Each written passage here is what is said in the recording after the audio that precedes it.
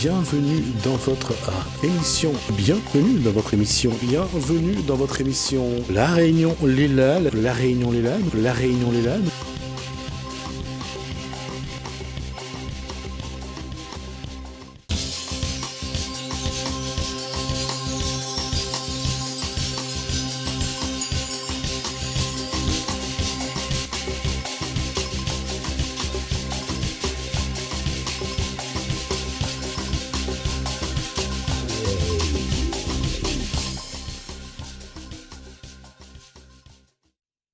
Bonsoir à tous, bienvenue dans votre émission La Réunion Léla. En tout cas, j'espère que vous avez passé une bonne journée. On va juste vous donner envie de vous sentir mieux dans le bien-être. On va parler d'un salon de bien-être.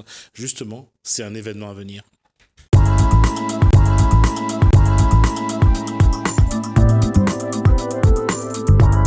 Bonsoir Patricia Desy-Chevalier, association Corps et Âme, donc instigatrice de ce salon de bien-être. Alors, elle est venue avec une thérapeute. Praticienne. Bonsoir. Bonsoir. On va vous appeler parce que j'ai oublié de vous demander. Marie-Françoise Robert. D'accord. Et vous êtes en quelle thérapie ? Moi, je suis en psychothérapie, psychothérapeute, sexothérapeute, psychosexologue. Et j'ai créé une école de tantra à La Réunion. Ah d'accord, ouais, ben, comme quoi, elle a bien fait de venir, j'en avais besoin. Alors, blague à part, alors d'abord, c'est Patricia Desy-Chevalier, ou Patricia Chevalier tout simplement, oui. C'est quoi ce salon de bien-être ? Oui. Ben, salon de bien-être, c'est sur un même lieu, avoir plusieurs intervenants dans le domaine du bien-être, voilà, pour répondre... Alors, les dates ? Le 15-16 juin 2019. D'accord, et ça sera au ? Jardin des Mille et Une Saveurs. C'est où ça ? C'est à Saint-André, exactement. C'est sur la commune, c'est à côté de Patelin en fait. Donc Chambord et il faut longer la voie du littoral, enfin la voie du la route. Chemin de Faguès ou pas ? Très bonne question.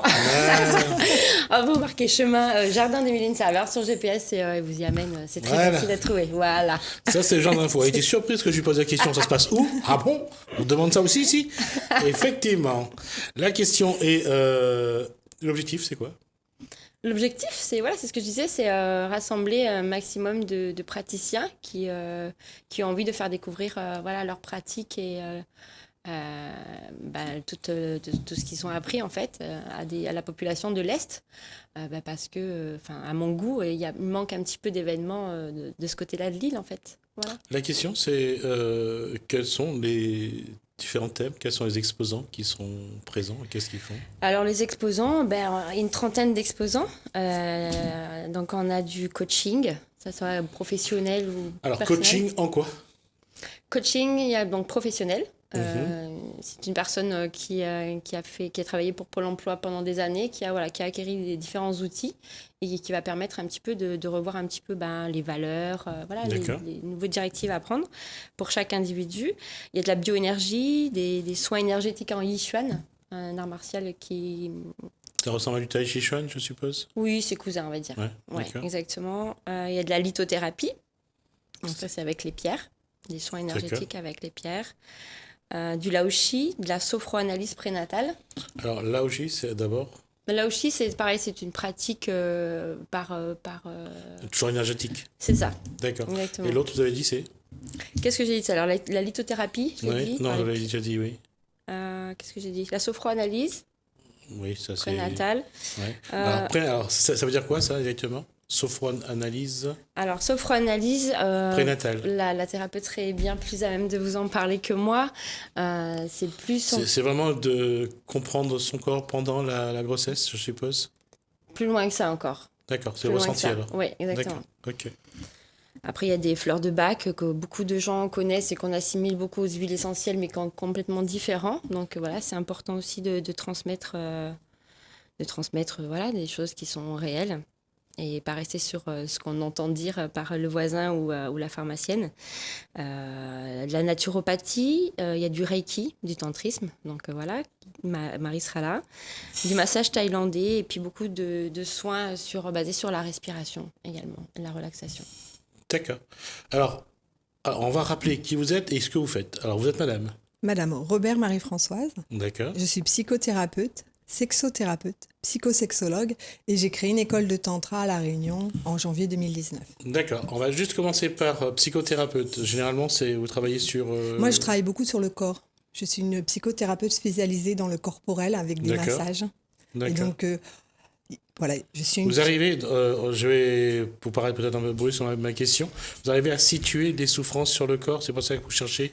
Alors, c'est des souffrances sur le corps qui ne peuvent pas être dites oralement. Et du coup, je permets au corps de s'exprimer D'accord. par le biais du massage. Et donc, du coup, de libérer la personne de ses traumatismes. D'accord. Donc vous arrivez par, j'allais dire, par ressenti.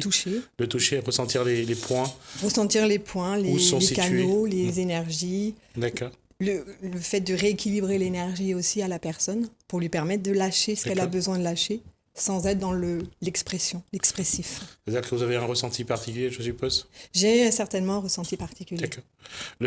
Sexothérapeute, là...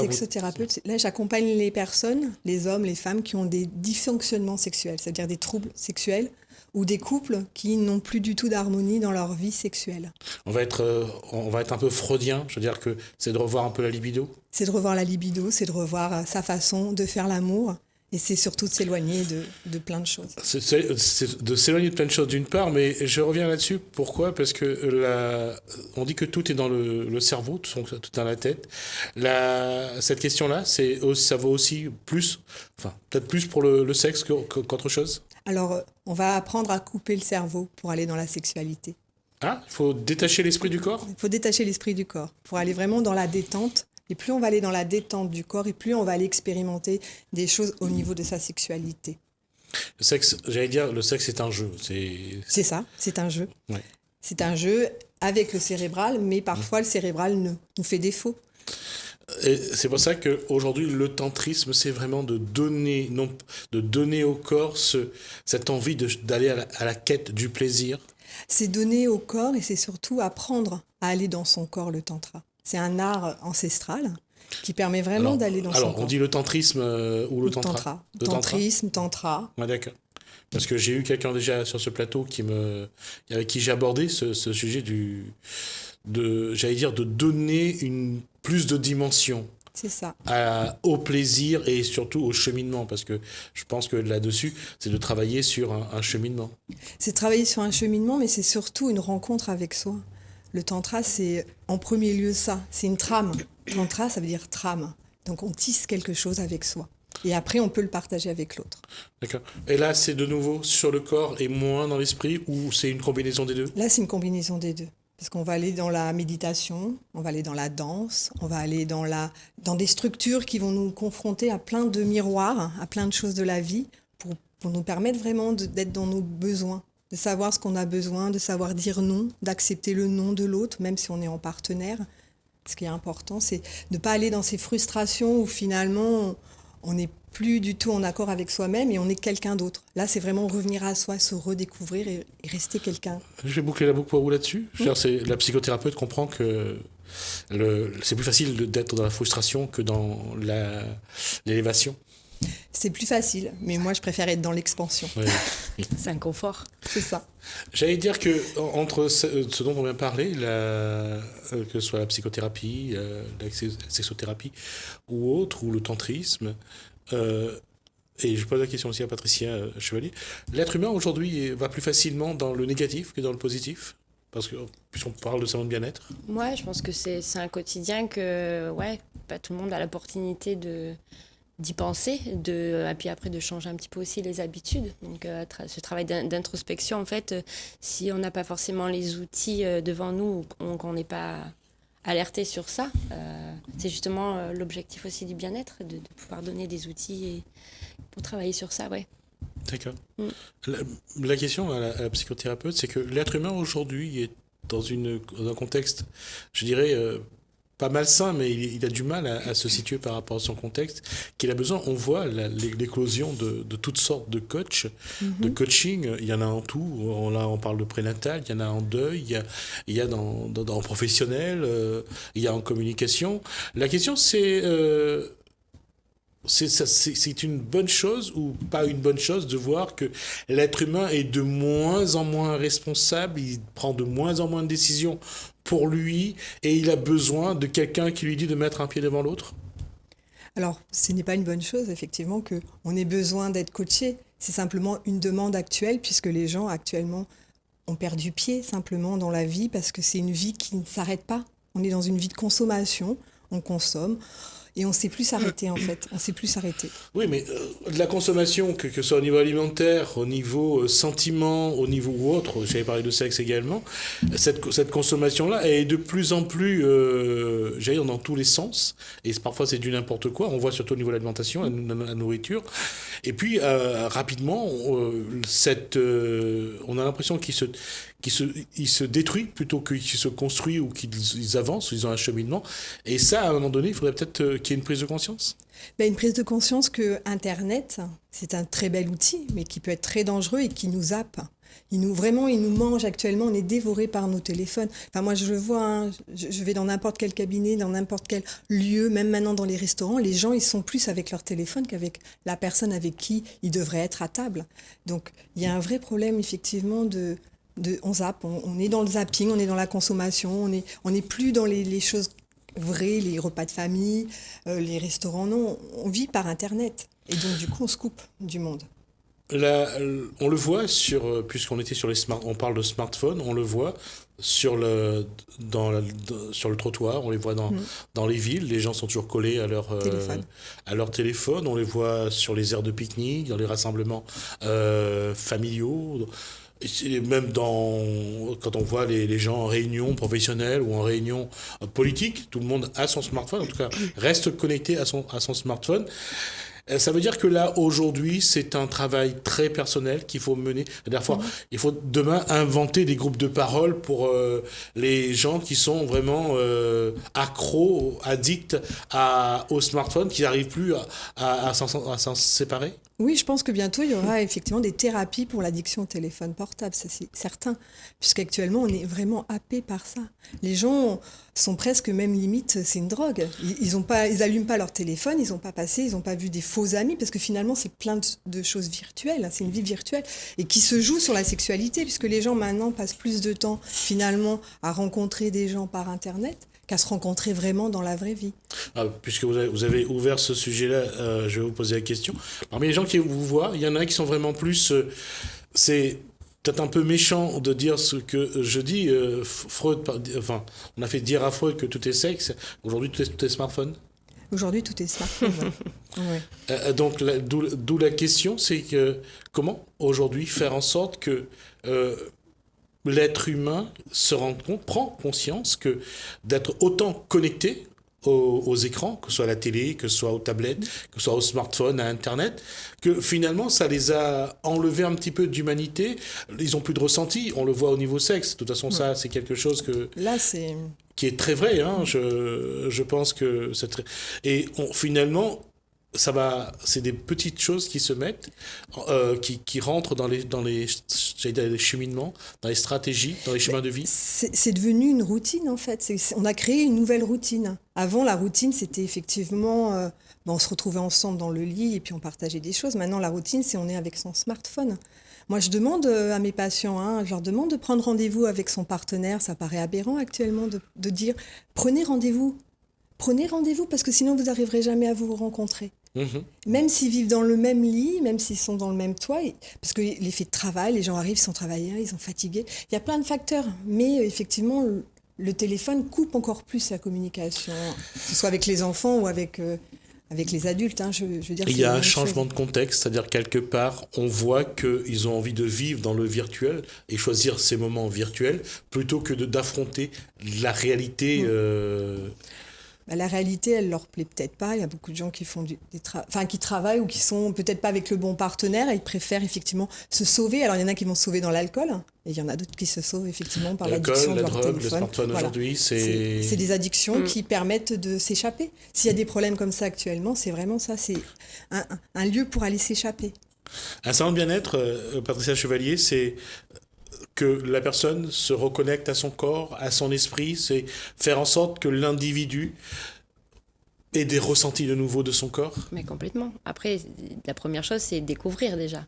Voilà, c'est vraiment découvrir des techniques, des thérapeutes même, parce que c'est vrai que, ah tiens, on m'a parlé de sophrologie, mais je sais pas trop comment ça marche, je sais pas.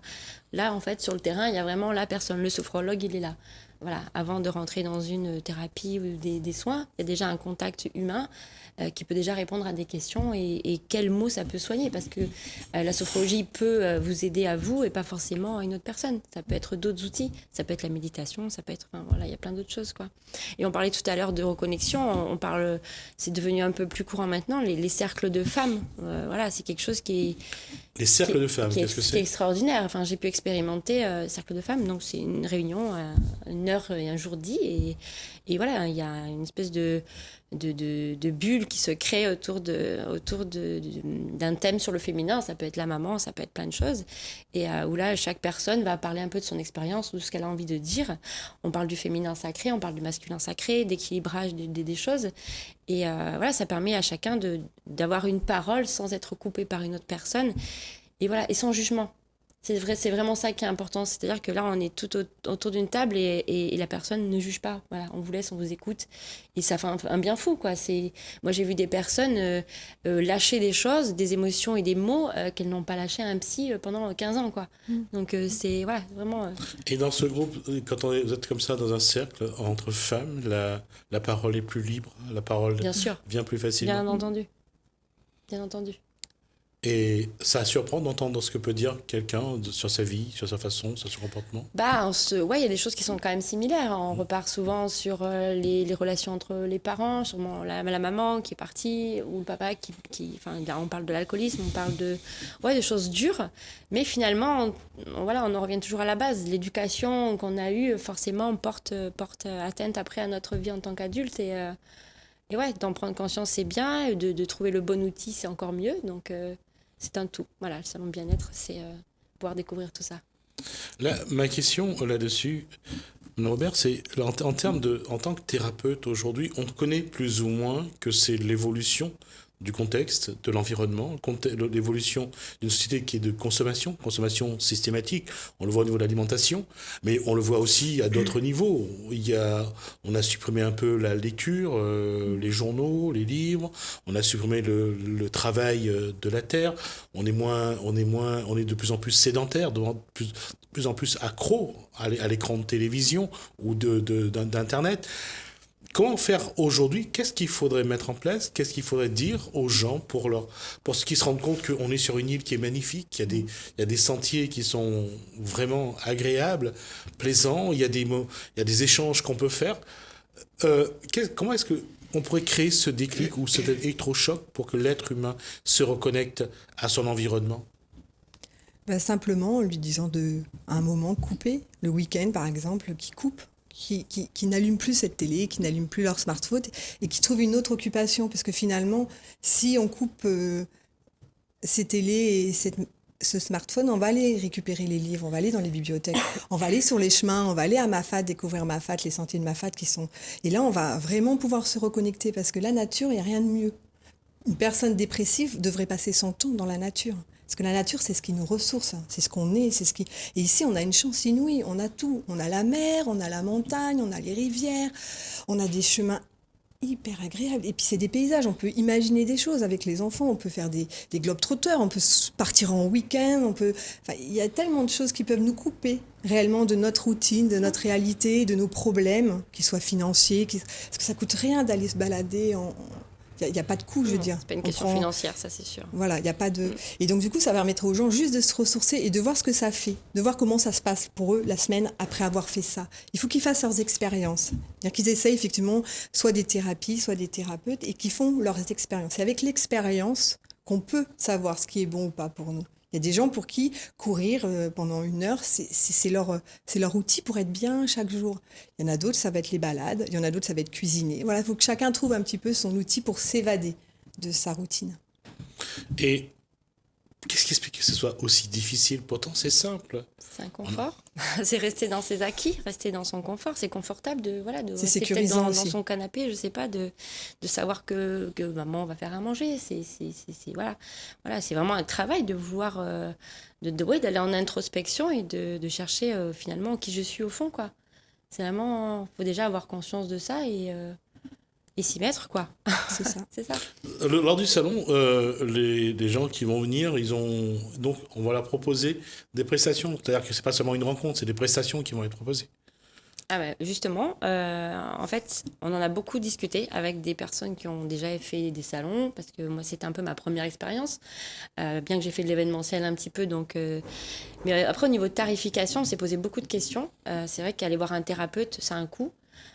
Surtout quand on est une famille nombreuse, voilà. Et donc, du coup, le salon du bien-être, ça permet d'équilibrer les choses. Donc, on en a beaucoup discuté.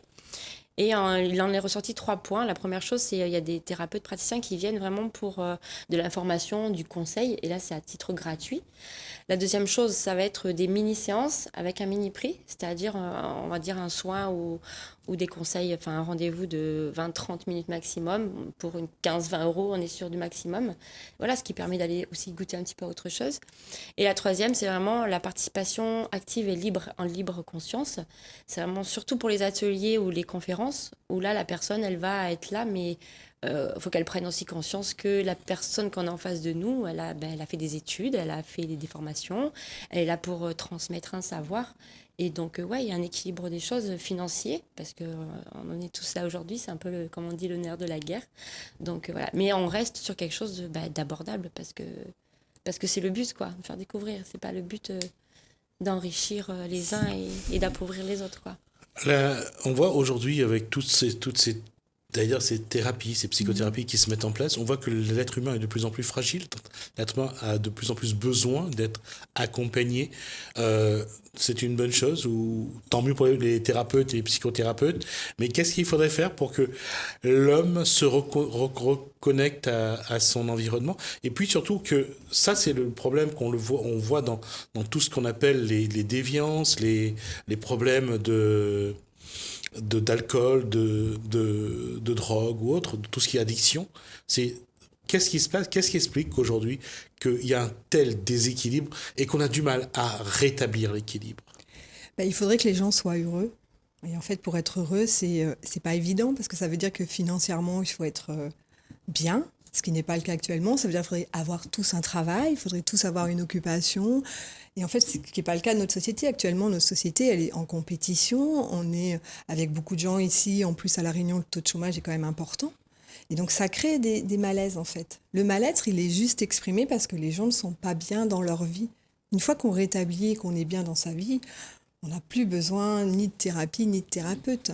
Le signe que les thérapies augmentent, c'est un signe, en tout cas pour moi, que la population ne va pas si bien que ça. Et qu'elle a besoin, effectivement, d'être aidée pour aller bien. Mais finalement, il faudrait qu'il y ait un équilibre sur plein de domaines, pas que sur le bien-être. Il faudrait qu'il y ait un équilibre aussi au niveau du travail. Actuellement, les gens sont broyés.